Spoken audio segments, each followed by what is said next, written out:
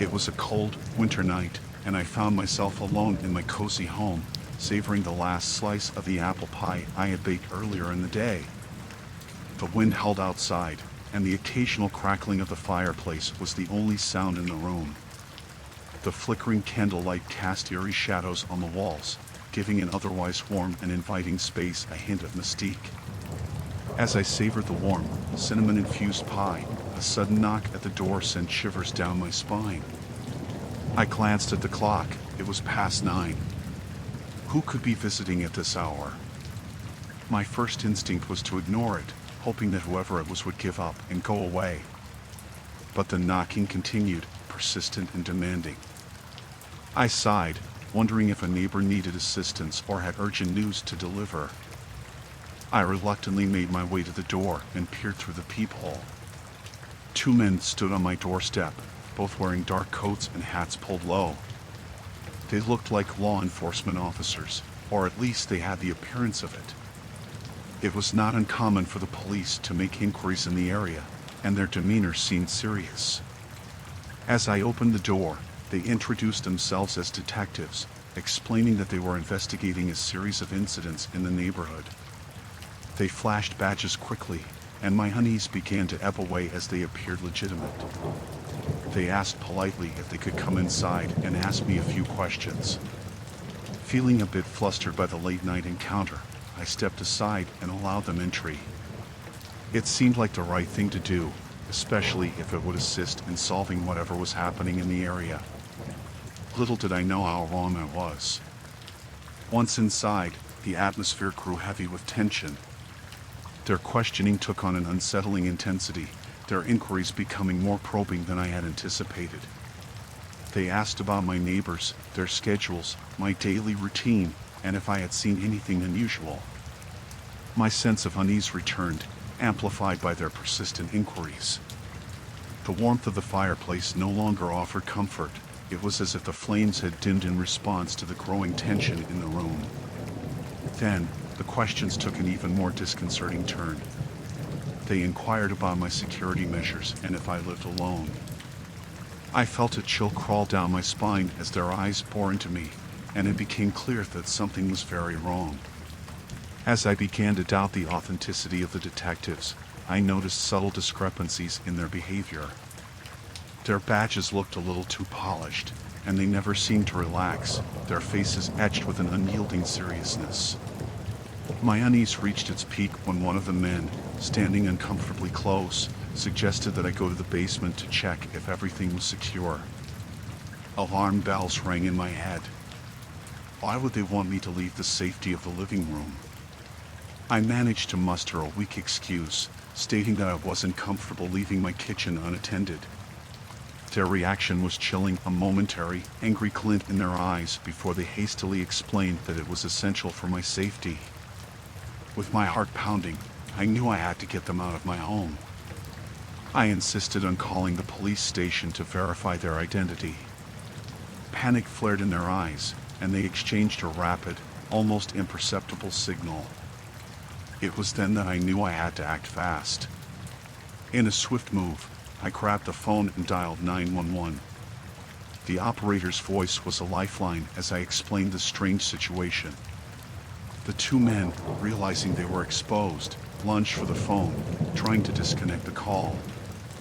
A struggle ensued, and the room filled with chaos, my screams mixing with their threats.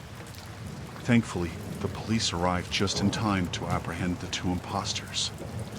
It turned out that they were not law enforcement officers at all, but criminals attempting to gain entry into my home, with sinister intentions that I could only imagine. The horror of that night stayed with me long after the imposters were taken away in handcuffs.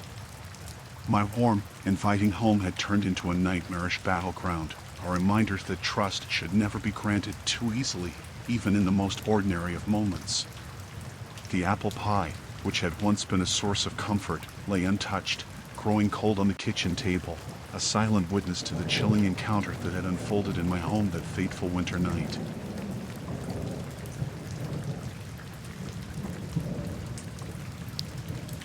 It was a regular Tuesday night, and I was at home alone, waiting for my brother, Alex, to swing by. He had called me earlier, sounding upset, mentioning that he'd had a bad argument with his wife. I could hear the exhaustion in his voice, and I knew he needed a place to stay for the night. So, I told him to come over, and I'd make up the guest room. The hours crept by, and I sat on the couch, anxiously checking my phone. Alex was usually punctual, but it was getting later, and he hadn't shown up yet. I tried calling him several times, but he didn't answer. My worry began to grow. Around midnight, I decided to go to bed, hoping that he had just been delayed but would show up soon. I left my phone on the nightstand, just in case he called. Sleep didn't come easily.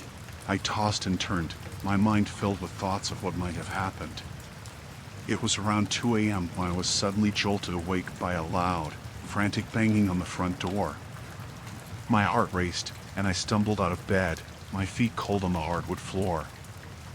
I rushed to the door and swung it open to find Alex, his face pale and his clothes disheveled.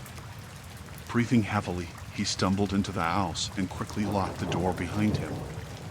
He explained in hushed, hurried tones that he had been chased by a group of men.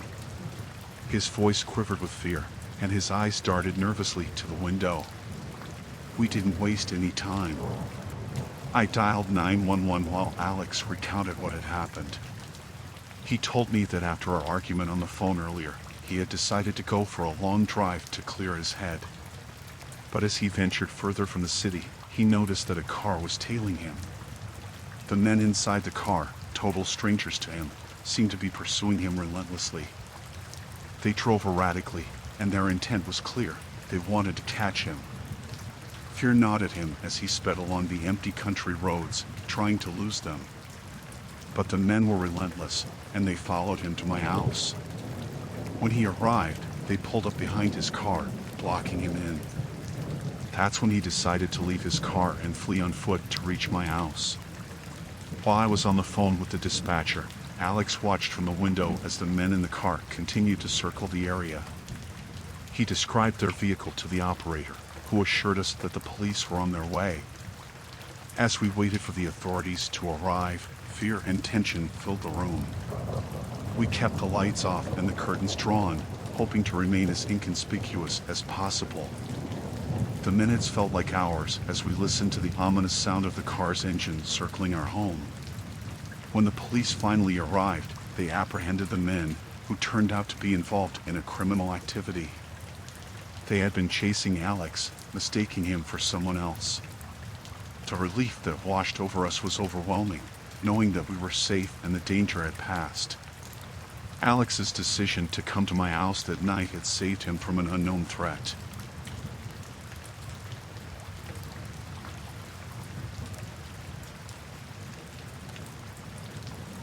I remember it was a chilly night when I left my friend's party. I had a bit too much to drink, and the subway was my only way home. As I walked down the dimly lit street, I had that uneasy feeling like someone was following me. My heart started pounding, and I quickened my pace. I glanced over my shoulder and saw a man about a half block away, walking in the same direction. It sent shivers down my spine, but I tried to convince myself that it was just a coincidence. I continued walking, hoping to lose him in the bustling subway. When I reached the station, I nervously bought my ticket and headed for the platform. I looked around, and there he was, the same man, buying his own ticket. My anxiety intensified, but I told myself it was still a possibility that he just needed to catch the same train. I boarded the subway car, and my heart sank as I watched him step onto the same one. He took a seat a few rows away, but I couldn't shake the feeling that he was watching me. I texted my friend to let her know what was happening, just in case. As we neared my stop, I started to panic. I knew I had to get off, but I was terrified that he would follow me. My stop came, and I mustered the courage to exit the subway. I walked quickly up the stairs, my heart racing as I listened for footsteps behind me. Sure enough, when I reached the top of the stairs and looked back, there he was. He had followed me out of the subway, and his presence felt ominous. I picked up my pace, praying I could make it to my apartment building safely. I rushed inside, my trembling hands struggling to unlock the door. I slipped inside, feeling a fleeting moment of relief, but it was short-lived. Just as I closed the door, there was a loud, forceful knock. I jumped in fear, and my heart seemed to stop. Through the peephole, I saw his face, twisted into a sinister grin. He demanded that I open the door, his voice laced with menace. I retreated, grabbing my phone to call the police, my hands shaking uncontrollably. I could hear him pounding on the door, growing more and more frantic. My voice trembled as I spoke to the dispatcher, telling them my address and explaining the terrifying situation. They assured me that officers were on their way. I huddled in the corner of the room, trying to remain as quiet as possible. The pounding on the door continued, and he began to threaten me, promising that he would get in one way or another. Tears streamed down my face as I waited for the police to arrive. Finally, I heard the sirens in the distance, growing louder with each passing second. The man outside must have heard them too, because he suddenly stopped his relentless pounding and disappeared into the night. When the police arrived, I explained everything that had happened. They searched the area but couldn't find him. They escorted me to my friend's place, and I stayed there for the night, too terrified to return to my apartment. The chilling encounter haunted me for weeks, making me question my safety and security. I couldn't help but wonder what would have happened if the police had arrived just a minute later. It was a nightmare that I would never forget.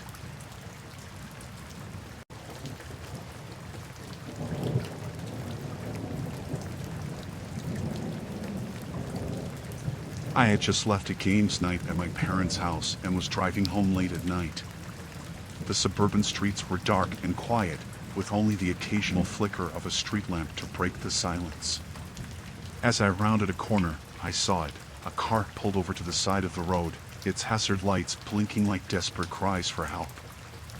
I decided to do the neighborly thing and pulled over, figuring I could at least offer some assistance. I parked my car behind the stranded vehicle, and when I got out, I noticed a man sitting in the driver's seat. He looked up as I approached, his face etched with a mixture of frustration and fear. "Hey, are you all right?" I called out to him. He turned to me and said, "Just go away. I don't need any help." I hesitated for a moment, thinking that maybe he just wanted to be left alone. But then he shouted again, this time with a note of desperation in his voice. "Wait. I've changed my mind. I do need help. Can you come over here?" I approached cautiously, my heart thumping in my chest. The man seemed frantic, and I couldn't quite make out his features in the dim light. As I got closer, I suddenly felt a chill run down my spine. He had a gun in his hand, and the glint of metal in the darkness sent shivers through me. Panic surged, and I took a step back. "What do you want?" I stammered, my voice trembling. His eyes bore into mine, and he said, "I need your car. Give me your keys, and maybe you'll walk away from this." My mind raced as I considered my options. The situation had gone from being a Good Samaritan to a nightmare in the blink of an eye. I could feel the cold, hard surface of my car keys in my pocket, and I knew that I had to make a decision, and quickly. I took a step back, feigning compliance, and then, in one swift motion, I bolted for my car, the adrenaline pumping through my veins. I heard the man shout, but I didn't look back. I fumbled for my keys, jumped into my car, and started the engine. As I sped away, I could see the man in my rearview mirror, his figure shrinking into the distance. The fear and shock were still coursing through me, and I knew I had narrowly escaped a horrifying encounter. I drove to the nearest police station, my hands gripping the steering wheel, and recounted the entire ordeal to the officers. They assured me they would investigate and urged me to be cautious on the roads. The events of that night left me with a deep sense of unease, a chilling reminder that danger can lurk in even the most mundane of situations. I couldn't help but wonder what might have happened if I had hesitated for just a moment longer. if I had made a different choice.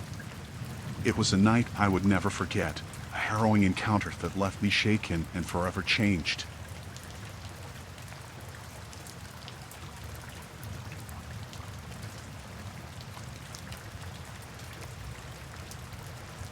It was a routine evening for me, just like any other. I worked for a local homeless charity, and my job involved walking the streets alone, looking for those in need of help. My backpack was filled with sandwiches and blankets, ready to offer some comfort to those who had fallen on hard times. As I turned the corner onto a dimly lit alley, I spotted a man huddled in a makeshift cardboard shelter. He looked like he had seen better days, with tattered clothes and a scruffy beard. I approached slowly, not wanting to startle him. "Hey there," I said gently. "I've got some food and a warm blanket. Would you like them?" The man stirred and slowly sat up, his eyes filled with weariness. He nodded and accepted the sandwich and blanket, offering a weak but grateful smile. I wished him well and turned to leave, knowing that there were more people in need. But as I took a few steps, I felt a presence behind me. A tall man with a bushy beard and unkempt hair approached me with an unsettling, purposeful stride.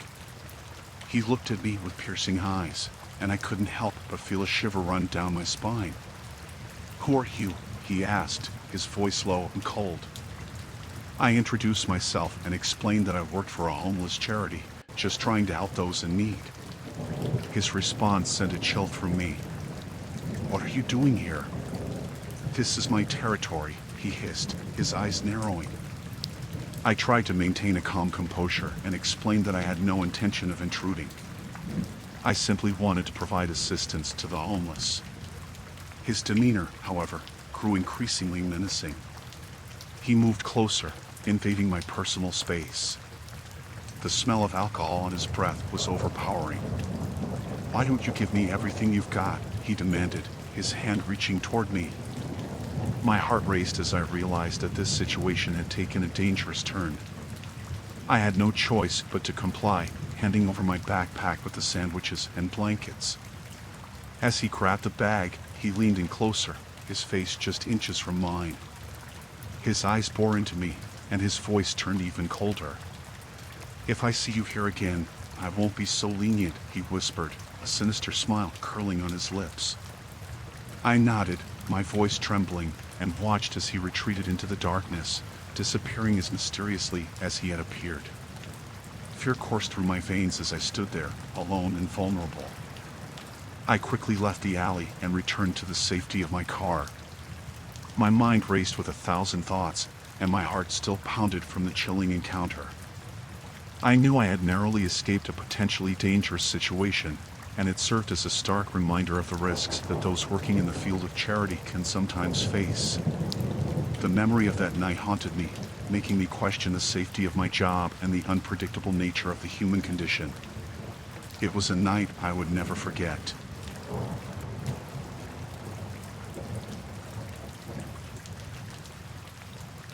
I was home alone on a quiet night, the only company being the faint hum of the TV in the background. The phone rang, jolting me from my thoughts. I answered, expecting to hear a friend or family member on the other end. But the voice that came through was unfamiliar and chilling. It claimed to be watching me. At first, I laughed it off, thinking it was just a prank call. I'd seen enough horror movies to know how these things went, or so I thought. I told the caller that they wouldn't spook me with their little joke and hung up. I couldn't be bothered by a prank call. It was just a nuisance, or so I believed. A minute passed, and the phone rang again. I hesitated but answered, my amusement fading. This time, the caller described what I was wearing, down to the color of my pajama pants. A cold shiver ran down my spine. This was no ordinary prank. As fear settled in, the phone abruptly went dead. I was left in an eerie silence, my heart pounding in my chest. I began to wonder if I should have taken the call more seriously. Then, the security system in my home blared to life, sending a cacophony of alarms throughout the house. Panic washed over me. I quickly realized that someone was not just watching, they were inside my home. The fear was palpable as I tried to hide in the darkened corner of my living room. My mind raced, and I considered my options. Should I call the police? Should I make a run for it? But I didn't have much time to decide. The intruder stepped into the room, and I could barely make out their silhouette in the dim light. I held my breath, praying they wouldn't see me. My heart seemed to be pounding loud enough to give me away. The stranger moved closer, and their intentions became clear. They were searching for me. I knew I had to act quickly if I wanted to survive. With trembling hands, I reached for my cell phone and dialed 911. The dispatcher's voice on the other end was a lifeline, providing a glimmer of hope. I whispered my address, my voice barely audible, but the intruder heard. They turned toward me, their eyes locked on my hiding place. I held my breath, fearing the worst. The dispatcher was my lifeline, urging me to stay on the line, but I couldn't risk the intruder hearing me. The intruder took a step closer, and I knew it was now or never. I made a break for it, darting through the darkened house with my phone clutched tightly in my hand. The dispatcher's voice grew frantic on the other end. As I reached the front door, the intruder was hot on my heels. I swung the door open, stumbled onto the porch, and saw the flashing lights of a police car approaching. With a final burst of adrenaline, I ran toward the officers who were now rushing toward me, guns drawn. The intruder, realizing they were outmatched, retreated into the shadows. The police searched the area, but the intruder had disappeared. I was left shaken, traumatized by the chilling encounter. The sense of violation in my own home would haunt me for years to come. The investigation would continue, but the intruder remained elusive. My home was no longer a sanctuary, and the night would always be a reminder of the horrifying ordeal.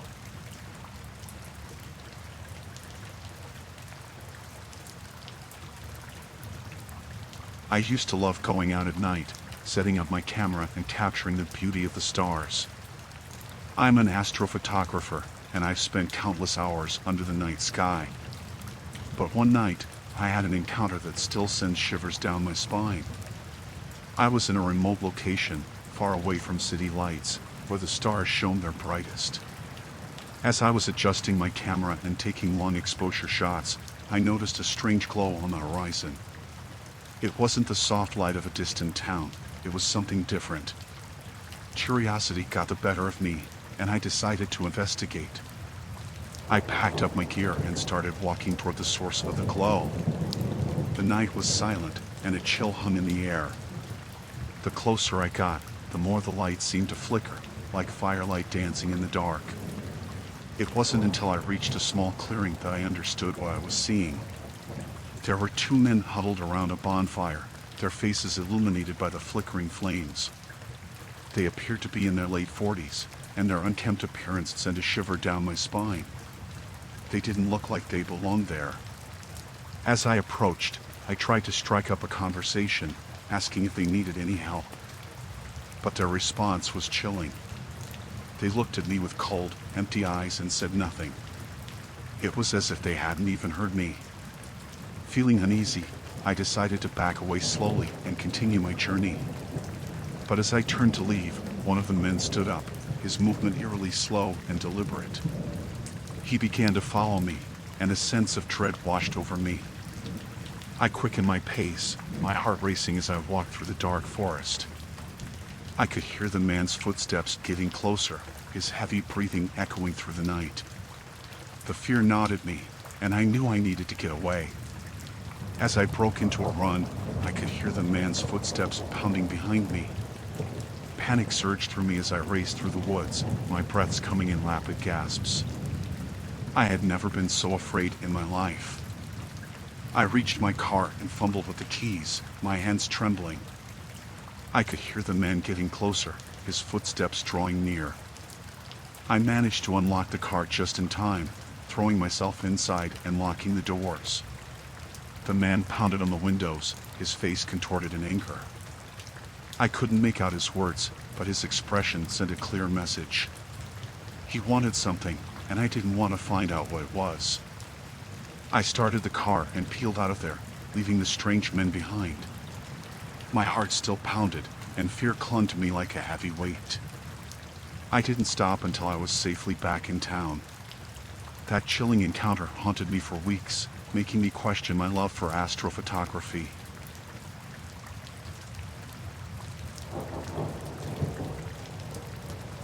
I was at home, just trying to unwind and enjoy a movie on a quiet evening. The only company I had was the soft glow of the TV, and everything seemed peaceful. That is, until it all went horribly wrong.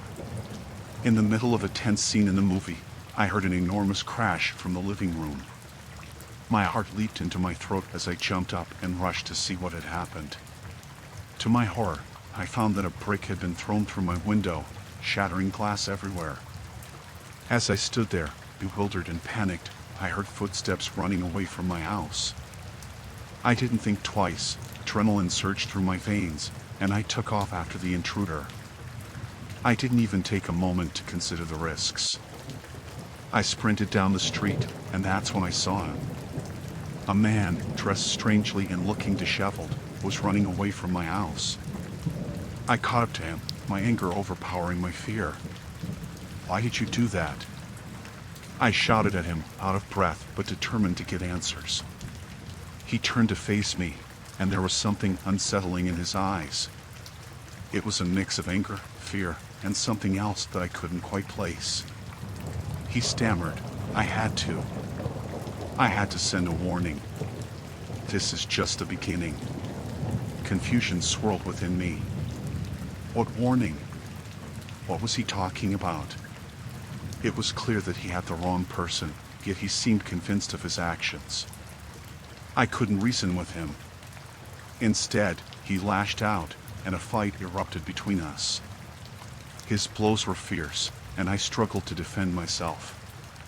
I managed to land a few hits, but he was relentless, and I found myself overpowered. In the midst of our struggle, I heard sirens approaching. The police had been called, and this chaotic encounter was about to come to an end. It was a relief to see the flashing lights, and the man, realizing he was about to be caught, made a desperate attempt to escape.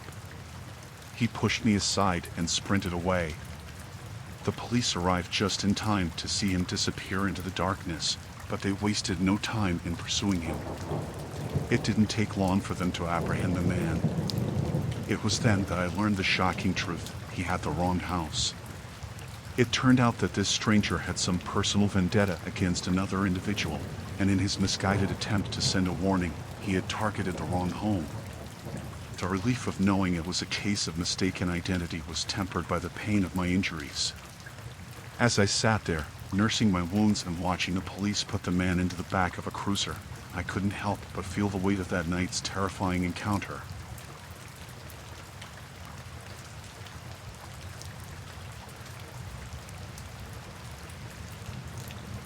I used to be a late-night radio host, spinning tunes and chatting with insomniacs who tuned in during the darkest hours.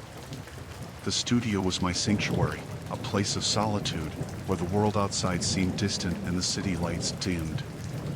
But one night, as I was spinning records and sharing stories, an encounter occurred that sent chills down my spine. The clock on the wall was edging toward 3 a.m. when I heard a faint but persistent knocking on the studio door. It was unusual for anyone to visit at this hour, especially in the middle of a live broadcast. Curiosity got the better of me, and I decided to see who it was. I approached the door cautiously, peering through the small window. In the dim light of the hallway, I saw a figure, a man, standing there, his face obscured by the shadows. The strange thing was, I hadn't noticed anyone entering the building. It was as though he had materialized out of thin air. I hesitated, unsure whether to open the door, but the knocking persisted. I decided to take a deep breath and unlock it, pulling it open just a crack. "Can I help you?" I asked, my voice wavering. The man stepped into the light of the studio, and I got my first good look at him. He was odd, to say the least. His clothes were tattered, and his face bore a haggard expression. It was clear that he hadn't seen a shower or a shave in weeks. "Please," he said, his voice quivering, "I need your help." I couldn't deny the desperation in his eyes, and so I reluctantly allowed him to enter the studio. He began to tell a bizarre and unsettling story, something about a government conspiracy, hidden messages in the radio waves.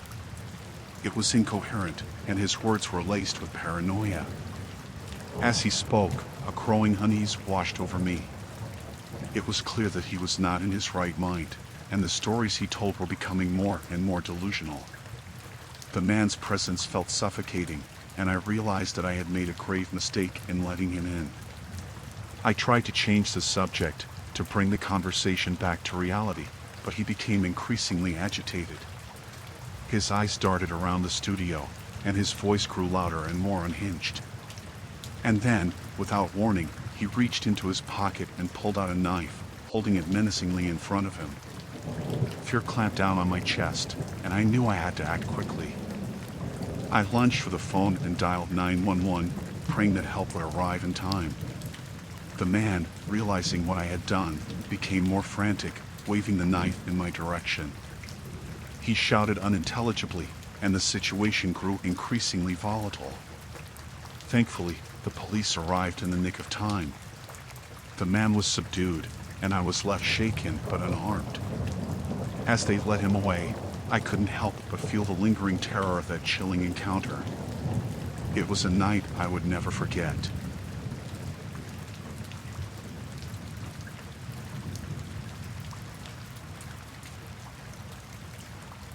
I was alone, sitting by the quiet lake, hoping to catch a few fish under the blanket of the night sky.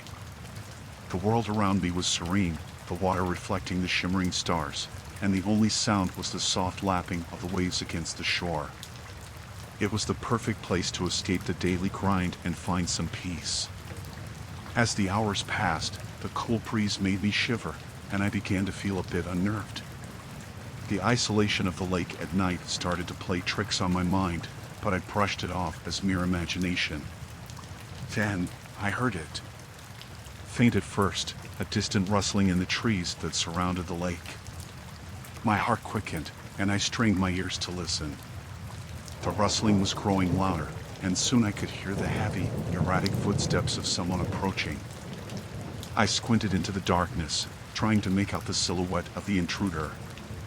It was a man, disheveled and wild-looking, stumbling out of the woods and onto the shore. His presence was unsettling, and I knew I had reason to be wary. "Hey," I called out, my voice shaky. "Who are you, and what are you doing here?" The man turned to face me, his eyes wide and manic. His clothes were tattered, and his beard was overgrown. He didn't respond to my questions, but continued to advance toward me.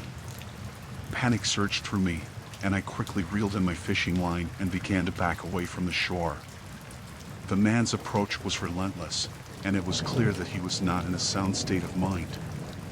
"What do you want?" I yelled, desperation creeping into my voice. He finally spoke, his words disjointed and filled with a strange intensity. He rambled on about government conspiracies and hidden secrets, making no sense at all.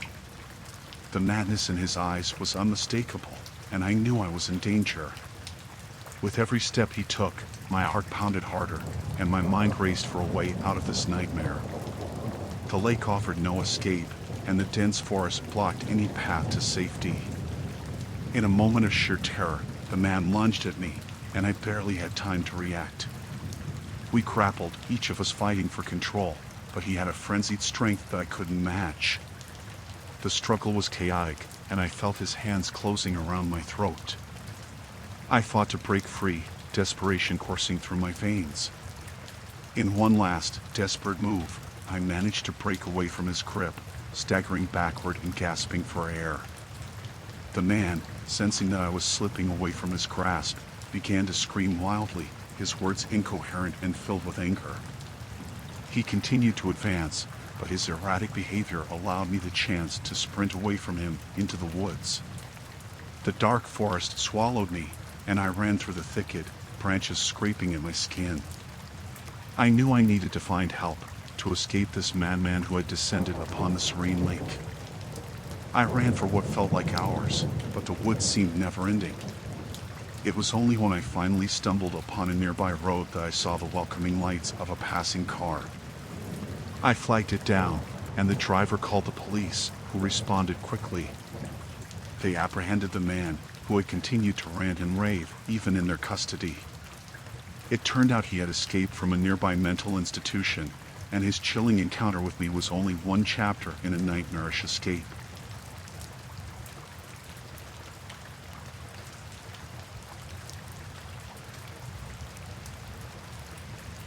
It was a cold, dark night. I stood alone at the dimly lit bus stop, waiting to embark on another dreaded night shift. The silence of the deserted street weighed heavily on my shoulders as I watched the minutes tick by. I was used to the eerie solitude of these pre-dawn hours, but this night would be different. As I checked the time on my phone, a car slowly pulled up beside me, its engine idling ominously. The driver's side window rolled down, revealing a chilling sight, a man wearing a grotesque mask. My heart began to race, and I took a step back, clutching my bag tightly. The masked man stared at me with a malevolent intensity, and I could feel a shiver crawl down my spine. He leaned over, his voice distorted through the mask, and he uttered a sinister threat that sent a jolt of fear through me. "I'll give you 30 seconds, he hissed, brandishing a gleaming knife. "Start running." My instincts took over, and without a second thought, I turned and sprinted down the desolate street, my heart pounding like a drum. The chilling realization that my life was on the line raced alongside me. I could hear the car's engine roar to life, and I knew he was right behind me. I darted down alleys and side streets, hoping to shake my pursuer. The sound of the car's engine grew closer, and my fear intensified. Panic welled up inside me, and I needed to escape this living nightmare. As I ran, I noticed a line of garden fences that stretched along a row of houses. It was a desperate gamble, but I had no other choice. I leaped onto the first fence, using all my strength to scramble over it. My heart felt like it would burst, and I knew I couldn't afford to look back. The masked man's car screeched to a halt just as I reached the next fence. My fingers fumbled with the wooden slats, and I could hear him yelling, his voice a haunting mix of anger and menace. I managed to clamber over the fence just as he burst out of his car, knife glinting in the pale moonlight. I heard him cursing, his footsteps coming closer. Adrenaline coursed through my veins, and I kept running, praying that I had created enough distance. Over the course of what felt like an eternity, I climbed more fences, darted through backyards, and scrambled through narrow passageways. The masked man pursued me relentlessly, never giving up. He was fueled by a sinister determination that seemed impossible to shake. My lungs burned, and my legs ached, but I couldn't stop. The stakes were too high. I had to survive this chilling encounter. The masked man was relentless, his threats echoing through the night as he pursued me relentlessly. Finally, I found myself on a more crowded street, the distant sounds of passing cars providing a glimmer of hope. I flagged down a passing vehicle, desperate for help. The driver's kind eyes met mine, and I could see the relief wash over his face as he realized the gravity of the situation. As I jumped into the vehicle, I urged the driver to speed away. I could still see the masked man in my rearview mirror, standing on the dark street, his malevolent gaze fixed on me. It was a scene that would haunt my nightmares for years to come. The police were called, and they searched for the masked man, but he had vanished into the shadows, leaving me with the chilling memory of that horrifying encounter. I couldn't help but wonder what had motivated him to terrorize me that night, and the fear that it could happen again never truly left me. The night shift was the least of my worries as I grappled with the trauma of what had unfolded on that dark, desolate street. The world could be a terrifying place, and I had come face to face with a nightmare that would forever play on my mind.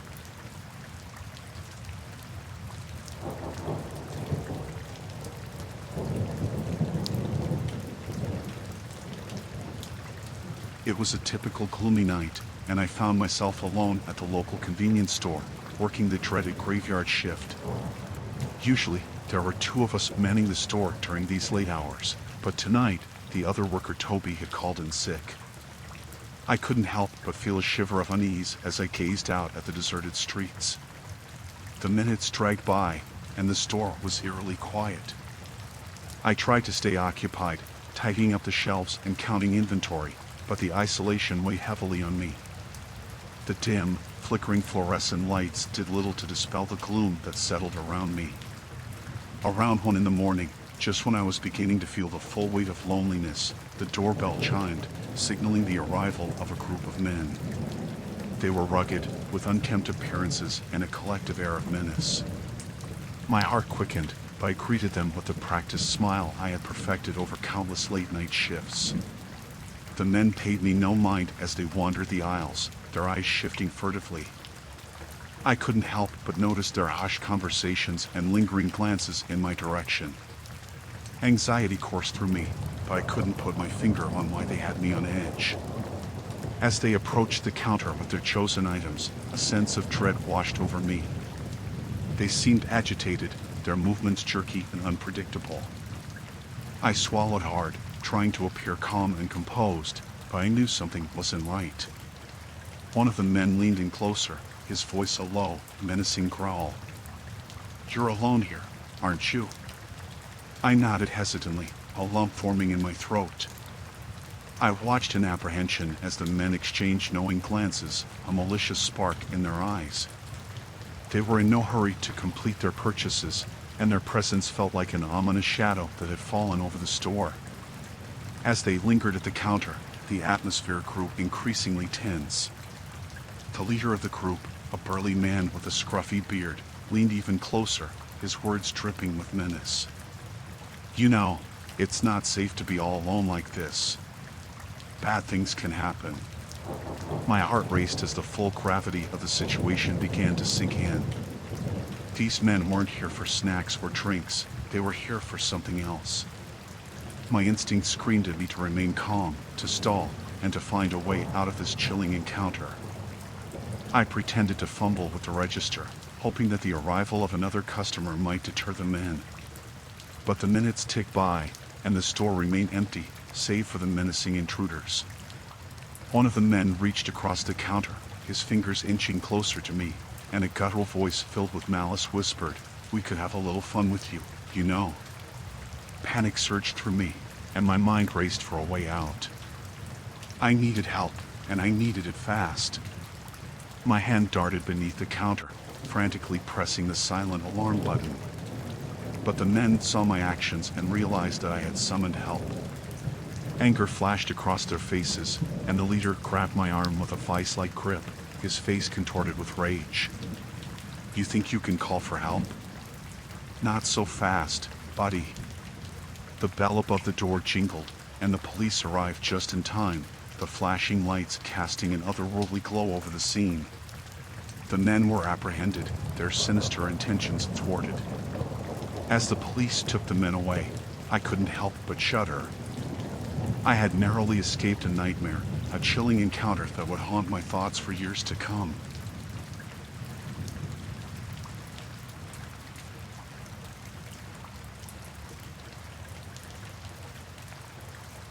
I'd been delivering newspapers in the early hours for as long as I could remember, and the solitude was something I'd grown used to. But on this particular shift, the world around me would change in a way I never expected. The dim glow of streetlights cast long, eerie shadows as I walked my usual route. Most mornings, I had a companion, but today, I was alone. The solitude was palpable, and a sense of unease settled over me. I kept telling myself it was just another day, that nothing unusual would happen.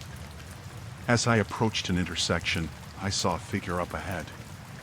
It was a man, riding an electric bike down the deserted street. He appeared out of nowhere, his movements oddly smooth in the stillness of the night. My instincts bristled, but I tried to shake off the unease. The man pedaled closer, and I could make out the faint hum of the electric bike. He wore a hood that concealed most of his face, and his presence felt strangely out of place. I couldn't help but wonder what he was doing out here in the early morning hours. As he drew nearer, he slowed down, matching my pace. His eyes, barely visible beneath the hood, fixed on me with an unnerving intensity. My heart began to race, and I quickened my steps, trying to put some distance between us. But he didn't back off. Instead, he kept riding alongside me, never uttering a word. The silence was deafening, and I could feel a growing sense of dread creep over me. I had no idea what this man wanted or why he was fixated on me. I tried to switch my route, veering onto a different street, but the man followed, his electric bike moving effortlessly.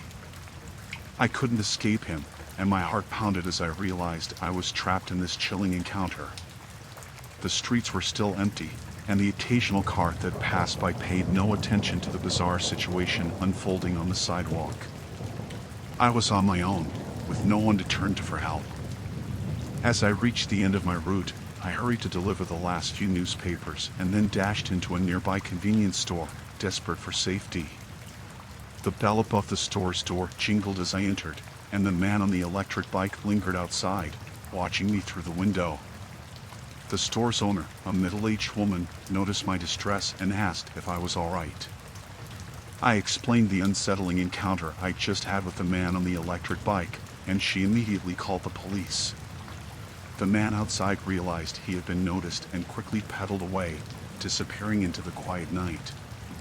The police arrived shortly after, but the man was long gone. The encounter haunted me for days, leaving me with an unshakable feeling of vulnerability.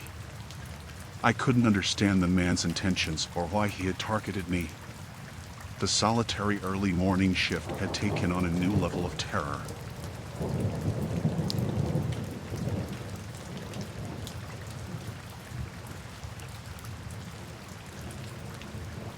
It was a warm, muggy night, and I found myself seeking refuge from the oppressive heat in the tranquility of my backyard. The late hour had cast a hush over the neighborhood, and the only sound was the soft rustling of leaves and the gentle breeze. The pool shimmered invitingly under the moonlight, its surface mirroring the stars above. I couldn't resist the temptation any longer. It was the perfect night for a late-night swim. I slipped into my bathing suit and made my way to the pool. The water felt refreshingly cool against my skin as I waded in, each stroke washing away the stresses of the day. The solitude was comforting, and I reveled in the peacefulness of the night. As I swam, I noticed movement out of the corner of my eye. I stopped and turned, my heart skipping a beat as I saw a figure standing at the edge of my house. It was him, the local neighborhood weirdo, a man who had always seemed just a bit off, but never dangerous. He stared at me with a strange intensity, his presence in my backyard sending a chill down my spine. I couldn't help but wonder what he was doing here at this hour, watching me with an unsettling fixation. Tentatively, I called out, asking if he needed something. He didn't respond at first, just continued to gaze at me with a vacant look in his eyes. My unease grew, and I began to swim toward the pool's edge, ready to retreat to the safety of my house. But he moved closer, his voice trembling as he finally spoke.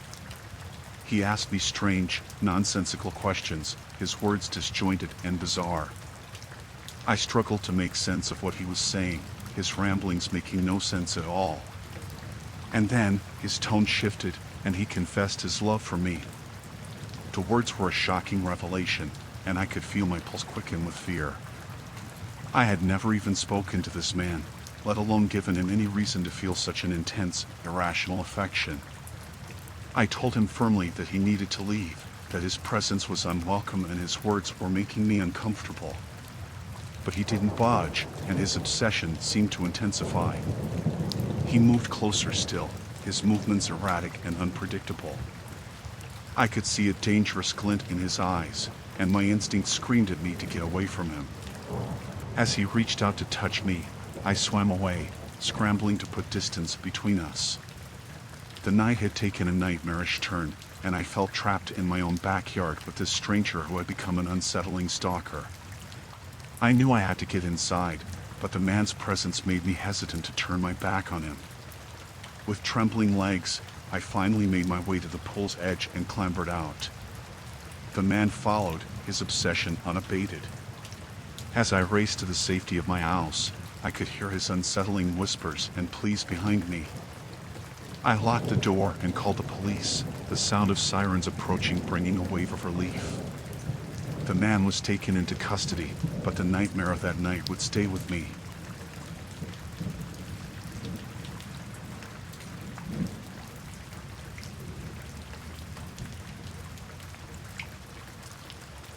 It was a moonless night, and I was on my usual security patrol at the zoo. My footsteps echoed through the empty pathways, and the only sounds were the distant calls of nocturnal creatures. It was peaceful, and I felt like I had the whole place to myself. But that sense of solitude would soon turn into a chilling encounter. As I rounded a corner, I saw a man standing near the zoo's perimeter fence. He looked out of place, dressed in ragged clothing, and his presence immediately put me on edge. I approached him cautiously, wondering how he had gotten inside the restricted area. He turned to face me, and in the dim light, I could see that his eyes were vacant, devoid of any emotion. I asked him what he was doing there, but he didn't respond. He just stared at me with an unsettling intensity. I tried to maintain my composure, explaining that this was a restricted area and he needed to leave. But he remained silent, and his gaze never wavered from me. The tension in the air grew thicker, and I could feel the hairs on the back of my neck stand on end.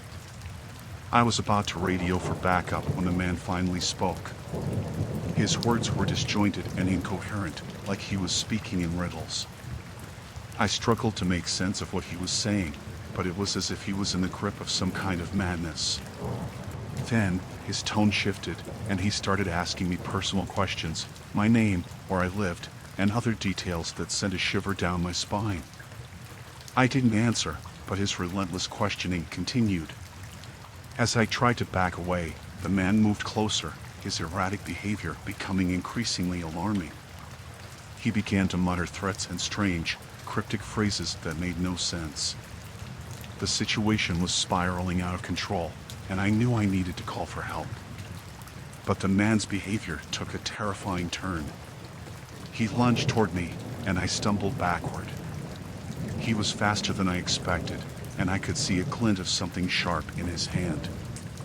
I realized he was armed, and panic surged through me. I drew my radio, urgently calling for backup as I tried to create distance between us. The man continued to advance, his wild eyes fixed on me. I was trapped in a terrifying standoff, the darkness of the zoo amplifying the horror of the situation. Just as it seemed he was about to close in on me, the distant sound of approaching sirens grew louder. Backup was on its way, and the man must have heard it too. His demeanor shifted again, and he suddenly turned and disappeared into the night, vanishing into the darkness of the zoo. When my fellow security guards arrived, we conducted a thorough search of the area, but the man was long gone. The encounter left me shaken, and I couldn't shake the feeling that I had narrowly escaped a nightmare. The incident remained a mystery, but the encounter with that man would haunt my dreams for years to come. The safety and serenity of the zoo had been shattered that night, and I would always wonder who he was and what his intentions had been.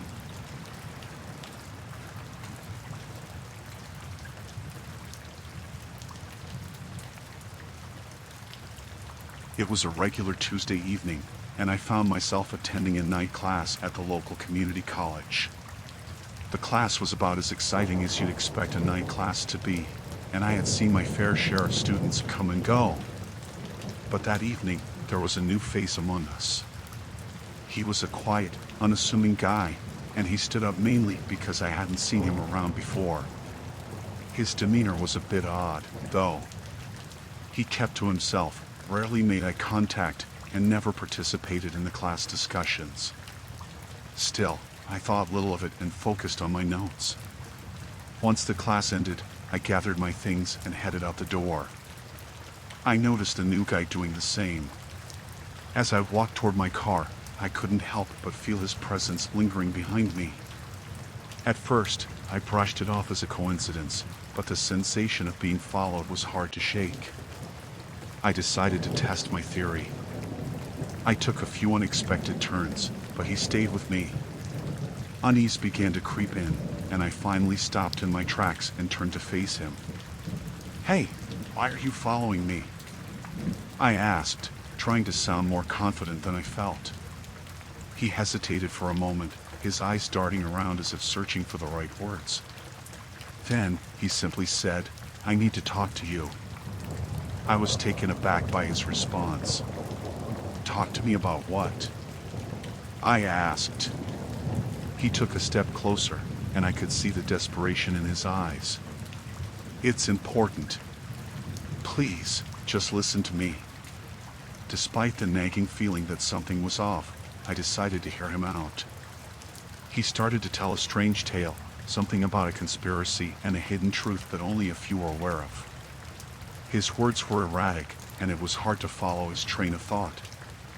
As I tried to make sense of what he was saying, he suddenly reached into his backpack and pulled out a stack of papers. They were filled with scribbled notes, diagrams, and what appeared to be newspaper clippings.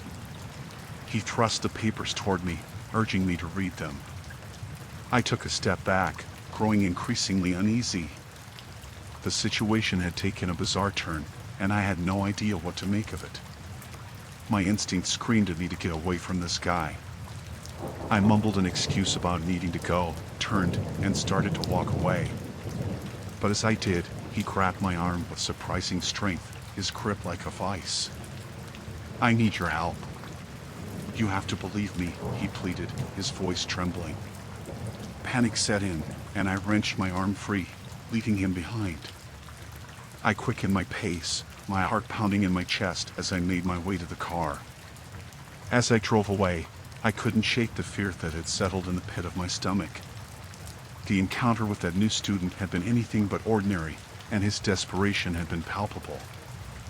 I couldn't help but wonder what secrets he had been so eager to share. The whole experience left me shaken and wary of strangers. It was a chilling reminder that the world is full of mysteries, and sometimes they're not the kind you want to uncover. That night, I couldn't help but feel like I had narrowly escaped something that could have turned into a true nightmare.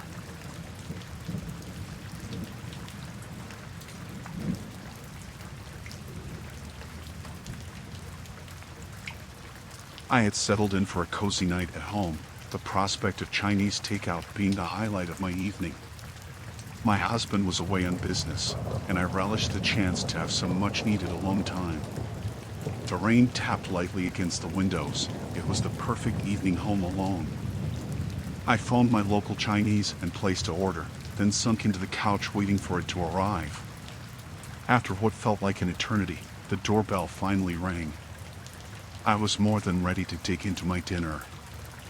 I opened the door, thanking the delivery man with a smile as he handed over my food. But as I closed the door, something caught my eye. He was lingering on my porch, peering through the window. I thought it was odd, but didn't dwell on it too much. Maybe he was just checking that he delivered the right order.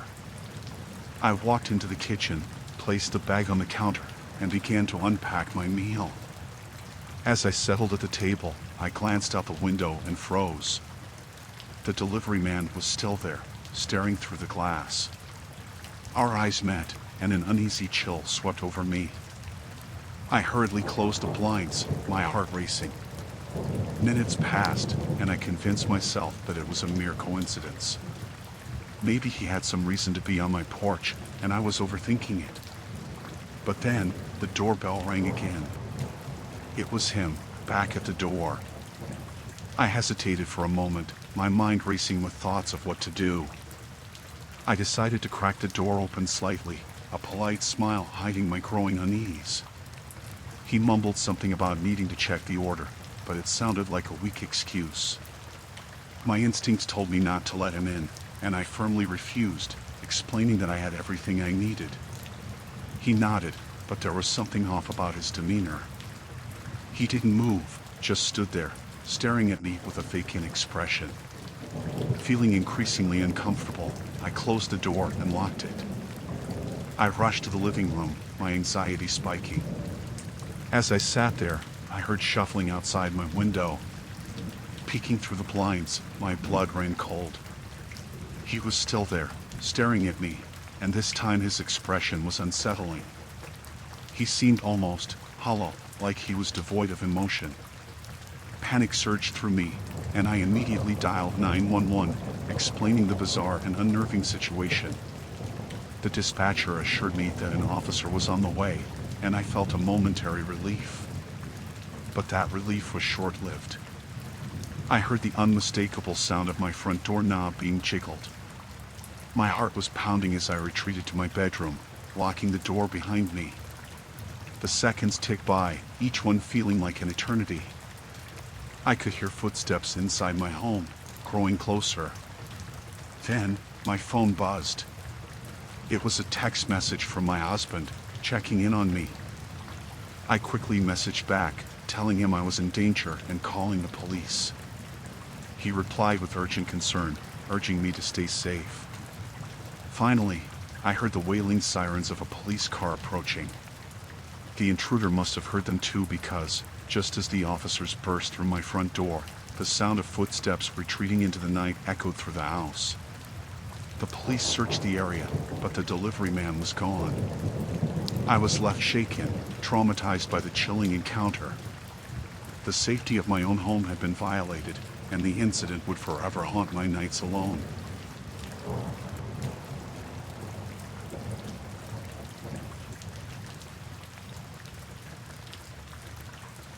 I decided to spend a night camping in the woods, seeking solitude and a break from the noise of everyday life. As I set up my campsite, my only companions were the chirping crickets and the crackling campfire. But as the night grew darker, a sense of unease crept over me. I couldn't shake the feeling that I was being watched. I tried to dismiss it as my imagination, a result of the isolation, but a twig snapped nearby. My heart raced. I strained my ears, and there it was again, the sound of footsteps, not too far from my camp. Panic set in, and I grabbed my flashlight, its beam cutting through the darkness. What I saw froze me in my tracks. A group of men, their faces obscured by the shadows, were standing just beyond the edge of my campfire's glow. My mind raced with questions. Were they lost? In trouble? But their silence and the tension in the air sent shivers down my spine. I mustered the courage to speak, my voice trembling, asking if they needed help. One of them stepped forward, a vague silhouette in the darkness, and said nothing. The only sound was the crackling of the fire, and their unsettling presence weighed heavy on my chest. I decided it was time to pack up and leave, to retreat into the safety of my car. As I began to disassemble my camp, I couldn't help but glance in their direction. They remained motionless, their silence unbroken. Suddenly, one of them took a step closer to the firelight, revealing a grim, emotionless face. He raised his hand, and in it was a knife, its blade glinting menacingly in the fire's glow. Fear surged through me, and I grabbed my backpack, leaving my tent and campfire behind. I began to back away from the chilling figures, their presence growing more malevolent. The man with the knife approached me slowly, and his cohorts closed in from all sides, encircling me. My heart pounded in my chest as I realized the danger I was in. Desperation drove me to turn and run, crashing through the underbrush and into the blackness of the forest. My flashlight's beam illuminated my path, but the sound of their pursuit was relentless. I couldn't escape the feeling that they were getting closer with every step. As I ran, the woods seemed to close in around me, the trees becoming a maze of shadows and nightmares. I didn't dare look back, fearing what I might see. The sound of their footsteps echoed in my ears, the darkness offering them an advantage. And then, a sharp pain seared through my side, and I stumbled, collapsing to the ground. They had caught up to me, and the man with the knife had struck. I fought to my feet, my blood pounding in my ears, and continued to flee, driven by sheer survival instinct. Hours passed, and I finally emerged from the woods, my breath ragged, and my body battered. I had lost them, but the terror of that chilling encounter would forever haunt my nights. I couldn't explain their intentions or why they had chosen me, but I knew that in the depths of those woods, I had narrowly escaped a nightmare beyond imagination.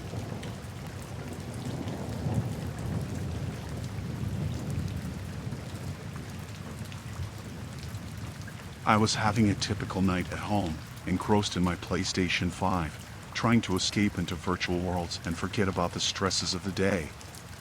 It was just me, alone in my apartment, or so I thought. Then it happened. A loud crash echoed from the direction of the kitchen, snapping me out of my digital reverie. I paused the game, the eerie silence that followed only adding to the dread that was beginning to creep over me. My heart quickened its pace as I slowly got up and made my way to the kitchen, guided by the dim glow of the hallway light. As I reached the kitchen, I noticed something was off. The window, which I distinctly remembered closing earlier, was wide open. Panic coursed through my veins. I knew I had shut it.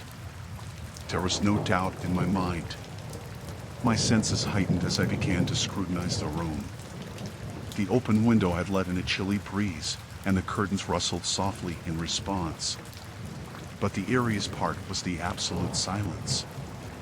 I strained my ears, hoping to hear the familiar creaks of my old building, the hum of the refrigerator, anything to reassure me that I was alone.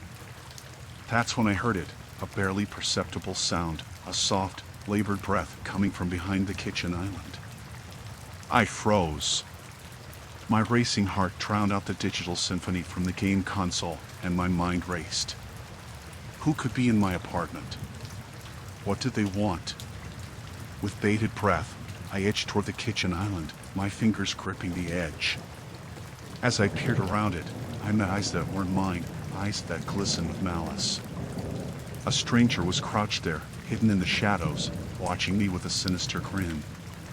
Fear constricted my chest as I stumbled back, my heart pounding louder than ever. I knew I had to do something, but panic held me in its grip. The intruder slowly rose to his feet, revealing himself to be a man I had never seen before. He looked disheveled, wild, and his presence sent shivers down my spine. "What are you doing here?" I stammered, trying to sound tough, but my voice betrayed my fear. The intruder's grin widened as he stepped toward me.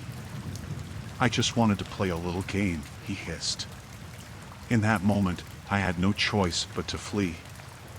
I darted out of the kitchen and toward the front door, my racing heart urging me to escape this nightmare. I didn't look back, but I could hear him close behind me, his menacing laughter echoing through the apartment. I burst out of the front door and into the safety of the hallway, gasping for breath. I called the police, and they arrived within minutes, but the intruder was long gone. They searched the building, but there was no trace of him. As I stood there, trembling and shaken, I couldn't help but wonder how he had gotten in, why he had chosen my apartment, and what sinister intentions he had harbored.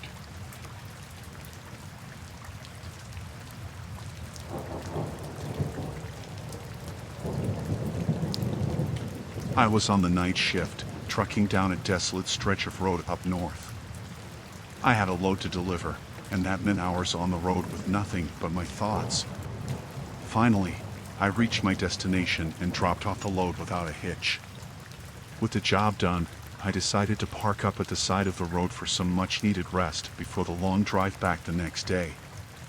The cab of my truck offered me a cramped but familiar space to sleep in, and I soon succumbed to fatigue. I was deep in the embrace of a restless slumber when I heard a sharp, insistent knock on the window. My eyes shot open, and I sat up, disoriented and trembling. The night had grown even darker, and my surroundings seemed otherworldly. The glow of the dashboard provided the only source of light, casting eerie shadows across the interior of the cab. My first thought was that it was just a figment of my imagination, a dream that had spilled over into my waking hours. But then, it came again, that persistent, unsettling knocking. My heart began to race, and I tried to gather my thoughts. Who could possibly be out here in the middle of nowhere at this hour? Carefully, I peered out of the window, my breath misting up the glass. The moon was obscured by heavy clouds, leaving me with nothing but darkness to confront. I strained my eyes, trying to see past the inky abyss that stretched before me. And then I saw it. A shape, a shadow, just beyond the reach of my headlights. My stomach clenched, and I quickly reached for the ignition, ready to light up the night and reveal the source of the knocking. As the beams of light pierced the darkness, I was met with a sight that sent shivers down my spine. A figure, a man, stood there, cloaked in tattered, dirt-stained clothes. His face was hidden beneath the hood of a grimy jacket, but his eyes were fixed on mine, cold and lifeless. The knocking continued, more urgent now, as if he were demanding my attention. My mind raced, and I couldn't comprehend how this man had come to be in the middle of nowhere, miles away from civilization, in the dead of night. With a sense of dread, I cracked the window just slightly, enough to hear his raspy voice. "You'll let me in, won't you?" he croaked. I didn't know what to do. Fear held me in its grip, and I was paralyzed by the uncertainty of the situation.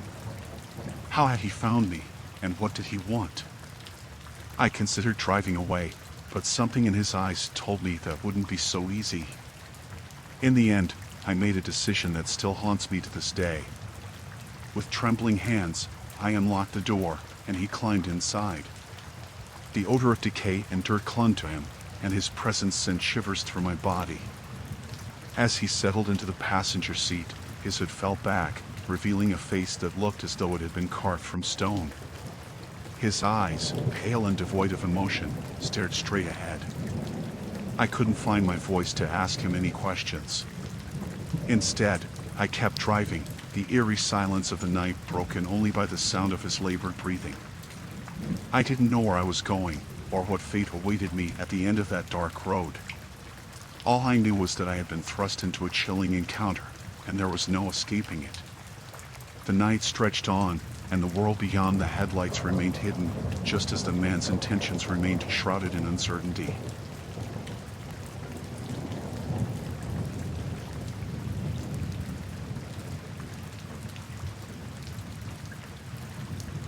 It had been a long and busy night at the bar. The crowd had come and gone, laughter and clinking glasses had filled the air, but now it was time to close up and head home. I was ready to lock the doors, clean up, and put another successful day behind me. As I wiped down the bar and put away the bottles, I heard the soft jingle of the doorbell. I glanced at the clock, almost 2 a.m. I hadn't expected anyone to walk in at this hour, but there he was, a stranger who had appeared out of nowhere. He looked disheveled, like he'd been wandering the streets for a while. I gave him a friendly but tired smile and said, "Sorry, we're closed for the night. You'll have to come back tomorrow." He didn't respond immediately. Instead, he continued to stand there, just inside the doorway, studying me with a cold and unsettling intensity. It sent a shiver down my spine, but I chalked it up to the late hour and maybe a few too many drinks. The man finally broke his silence with a voice that was low and gruff. "I didn't come here for a drink." My unease deepened. I didn't know what to make of his cryptic statement, and I couldn't shake the feeling that something was terribly wrong. I glanced at the baseball bat I kept beneath the bar, just in case. With caution in my voice, I said, "All right, but we're closed now. You'll have to go." He didn't move. His eyes remained fixed on me, and the air in the room grew heavier with each passing second. The silence was almost suffocating. Finally, he took a step closer. His clothes were ragged, and his scent was a mix of sweat and something more foul. It was then that I noticed a strange glint in his eye, a glint that made my blood run cold. He leaned in closer, his breath hot and heavy, and whispered words that sent a shiver down my spine. "You're going to help me." My heart raced, and I took a step back, bumping into the bar. Panic surged through me as I realized that something was terribly wrong with this man.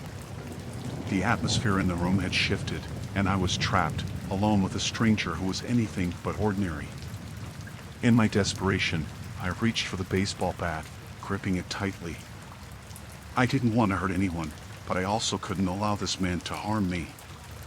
I demanded to know what he wanted, but his response sent chills through my body. "I've been watching you, and you're the one. You'll help me, whether you want to or not." His words made no sense, and my fear escalated. I edged toward the phone behind the bar, ready to call the police. But before I could reach it, he lunged at me with a speed that defied his disheveled appearance. In the struggle that followed, adrenaline and sheer terror gave me the strength to fight back. The baseball bat became a lifeline, and I managed to land a blow that sent him staggering backward.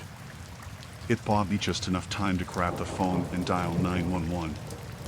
As I relayed my desperate plea for help to the operator, I could hear the stranger regaining his composure.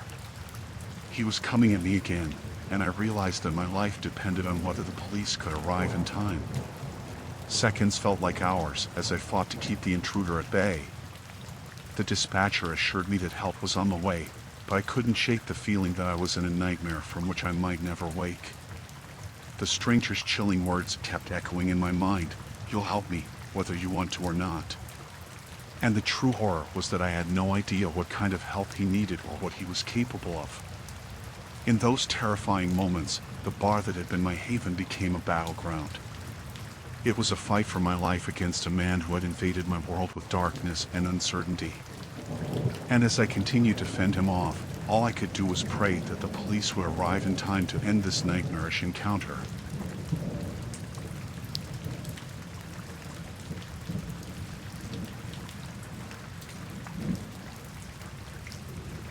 It was a dark and stormy night, the rain pounding on my windows like 1,000 desperate fists. I was alone in my small, dimly lit apartment, wrapped in a cozy blanket and trying to find solace in the glow of my laptop. Outside, the world was swallowed by shadows, and the only sound was the relentless rain. I wasn't a fan of thunderstorms, and this one was particularly fierce.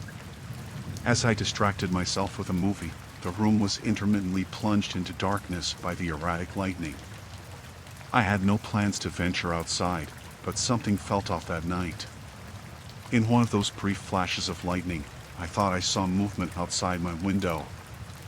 I paused the movie, my heart racing, and strained my eyes to see through the rain-smeared glass. But there was nothing there, just the rain and the inky blackness beyond. Dismissing it as a trick of the storm, I resumed the movie and tried to lose myself in the plot. Yet, an uneasy feeling gnawed at me. My apartment was on the 3rd floor, and the nearest tree branches were too far away to cause any movement. There was no logical reason for anything to be outside my window. Minutes passed, and my fear only grew. Every flash of lightning felt like a countdown to some impending horror. It was then that I heard a faint scratching noise coming from the window. The slow, deliberate sound of something, or someone, scraping at the glass. My breath caught in my throat as I slowly turned to face the window. There, illuminated by the next flash of lightning, was a face pressed against the glass, twisted into a grotesque grin. It was a stranger, a man who couldn't have possibly been standing on my narrow windowsill. His eyes met mine with an unsettling mix of menace and glee. A scream erupted from my throat, and I stumbled backward, knocking over my laptop. The room went dark as the movie flickered out. Panic coursed through my veins, and I fumbled for my phone, desperately dialing 911. I couldn't tear my eyes away from the window, fearing that he would break the glass and enter at any moment. The dispatcher's voice on the other end was the lifeline I needed. I explained my situation, my voice trembling, and she assured me that help was on the way. I stayed on the line, praying that the police would arrive in time. The scratching at the window continued, and the man's sinister grin never wavered. He began to speak, his words a disturbing whisper that seeped through the glass. "You should have let me in, it's safer inside." His words made no sense, but they sent shivers down my spine. I stayed hidden in the corner of my apartment, phone in one hand, a makeshift weapon in the other. My heart hammered in my chest as I waited for the police. When they finally arrived, they found the man had vanished, leaving no trace behind. It was as if he had never been there. They assured me that they'd searched the area, but I was left to spend the rest of the night in terror, the storm outside mirroring the tempest within me. To this day, I can't forget that chilling encounter, the face pressed against the window, the relentless scratching, the haunting words. I have no idea who that man was or what he wanted, but I'm haunted by the knowledge that, for a brief and terrifying moment, he had been just inches away from me, separated only by a thin sheet of glass.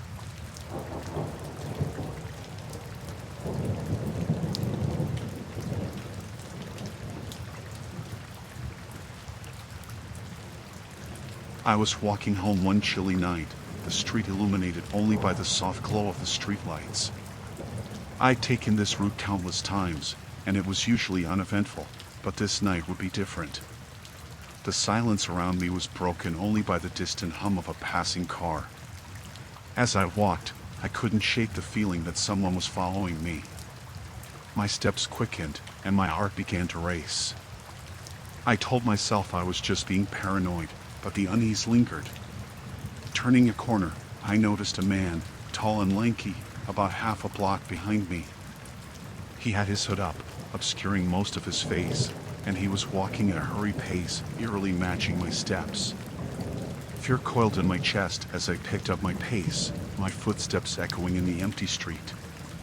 The man did the same, drawing closer with every step. Panic set in, and I knew I had to lose him. I turned into a narrow alley, hoping to slip away. But he followed me in, and the confined space felt like a trap closing in. The dim light from the street barely reached here, and I could hardly see his face. My voice trembled as I called out, "Why are you following me?" He didn't answer, his silence an unsettling response. I tried to retrace my steps to get back to the main road, but he blocked my way. There was a chilling smile beneath the hood, one that sent shivers down my spine. The man's movements were deliberate, unhurried, like he was savoring my fear. I fumbled for my phone, my fingers trembling, and dialed 911, hoping that the dispatcher's voice would be my lifeline. But when she answered, I realized I couldn't speak, afraid he would hear and react. Desperation took hold as I turned and ran deeper into the alley. He pursued, his steps echoing mine. I was gasping for breath, my chest tight with fear. The realization hit me that I was alone in the dark with this stranger, and there was no escape. Suddenly, I heard the distant blare of a police siren, a glimmer of hope. The man must have heard it too, because he hesitated for a fraction of a second, just long enough for me to dart to the side and make a break for it. As I burst out of the alley onto a better lit street, I saw the flashing lights of a patrol car pulling up. Relief washed over me as two officers emerged, responding to my silent 911 call. They detained the man and questioned him. Turned out, he had a history of stalking women in the area, and his intentions that night were far from benign. The police assured me that he would be taken off the streets, and I was grateful for their swift response. I walked home, shaken but safe, knowing that the chilling encounter could have ended far worse. I'd never forget that night, a stark reminder that danger can lurk in the most ordinary places, even on the familiar path home.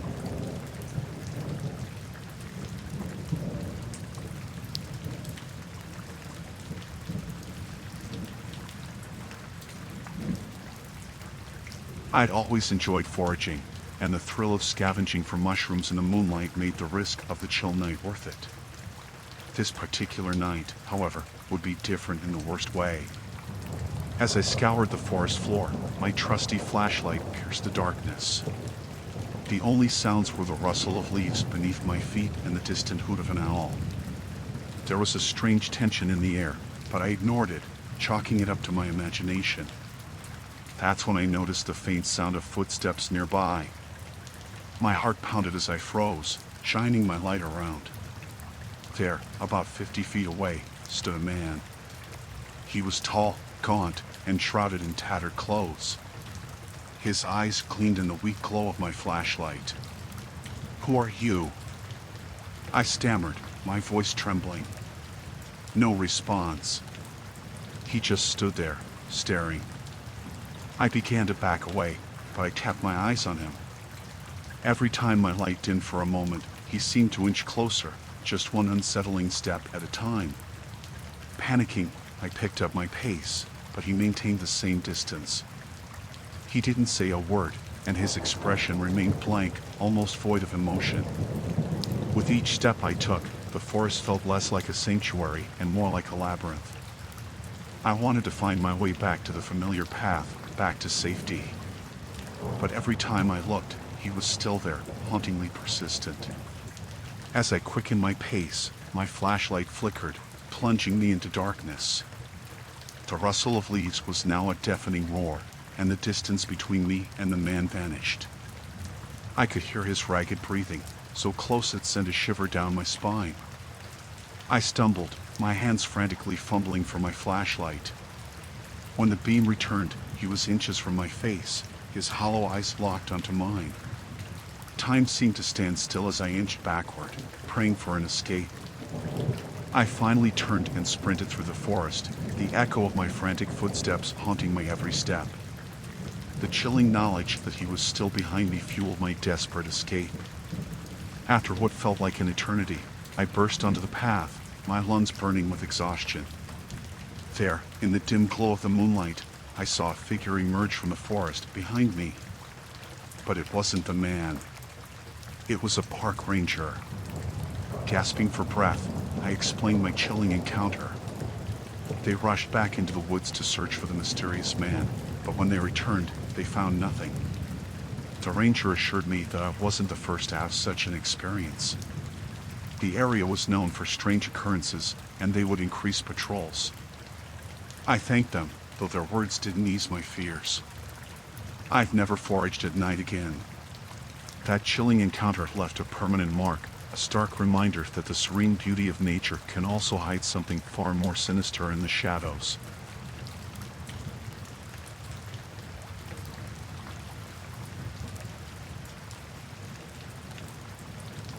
Driving a taxi at night had always been a mix of monotony and occasional strange encounters. But this one particular night would be etched into my memory forever. It was well past midnight when I picked up two men. They looked odd, dressed in tattered clothing and sporting wild hair. One of them had a twitchy eye, and the other seemed to be muttering to himself. They hopped into the back seat without a word, and I couldn't help but feel a chill run down my spine. "Where to?" I asked. No response, just more muttering and a constant exchange of unsettling glances between the two. I sighed and focused on the road, determined to get them to their destination as quickly as possible. After a few minutes of silence, the muttering stopped, and one of them began to giggle softly. It wasn't the kind of laughter that brought relief, it was eerie and unsettling. His laughter grew louder and more manic, echoing in the confined space of the cab. I glanced in the rearview mirror to see their faces twisted into unnerving grins. My heart raced, and I knew I had to do something. I pulled the cab over to the side of the road. "What's going on? Where do you guys want to go?" I asked, my voice shaky. The man who had been muttering leaned forward, his face inches from mine. "We're just enjoying the ride, my friend," he whispered, his voice dripping with a sinister tone. The other man continued to laugh, the sound growing louder and more disturbing. I could feel my anxiety skyrocketing. Something was seriously wrong with them. My instinct screamed at me to get out of there, to abandon the cab and run for my life. But my fear held me in place. I couldn't just leave my cab. I needed it. As the minutes ticked by, their laughter turned into whispers. It was as if they were conspiring against me, discussing something I couldn't comprehend. Panic welled up inside me, and I reached for my phone, ready to dial 911. But just as I was about to make the call, they fell into an eerie silence. The change was so sudden that it was deafening. I turned to face them, and their unsettling grins had disappeared. Their eyes were fixed on me, cold and emotionless. "Where's your wallet?" the The man who had been giggling earlier suddenly asked. The question threw me off. What? Why do you want to know? He leaned in closer, his breath chilling. We just want your wallet. I was trapped, my heart pounding as I reached for my wallet and handed it to him. They snatched it from my hand without a word and examined its contents. Thank you, the other man said, his voice devoid of emotion. With that, they opened the cab door and stepped out onto the dark, empty road. I watched as they disappeared into the night, my wallet clutched in their hands. As soon as they were out of sight, I slammed my foot on the gas pedal and sped away from the chilling encounter. The relief that washed over me was immense, but it was tinged with a lingering fear. I knew I had escaped something truly sinister. I reported the incident to the police and described the two men as best I could. They promised to look into it, but deep down, I feared those chilling men would continue their unnerving activities.